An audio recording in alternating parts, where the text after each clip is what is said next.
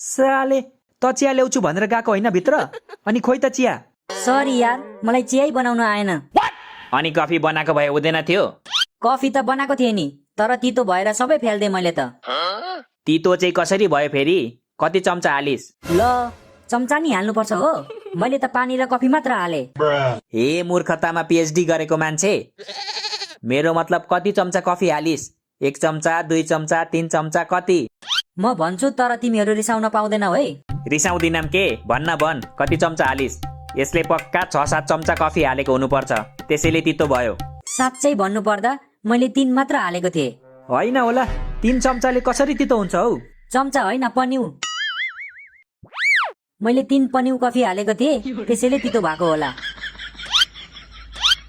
साले 3 जनाको लागि 3 पन्यु कफी हालिस् तैले? तेरो दाइजोमा आएको कफी हो? दाइजोमा कसरी आउँछ? मेरो त बिहे नै भएको छैन। चुपलाक, अझ बाटो हुन्छस्। त्यो कफीलाई कति पर्छ थाहा छ तँलाई? 1 प्याकेटको 5000 पर्छ। बाबाले विदेशबाट पठाउनु भएको कफी हो त्यो। 1 प्याकेटको 5000? सुनबाट बनेको कफी हो कि क्या हो? होइन, सुन त अलि महँगो भइहाल्यो नि। चाँदीबाट चाहिँ बनेको हुनुपर्छ।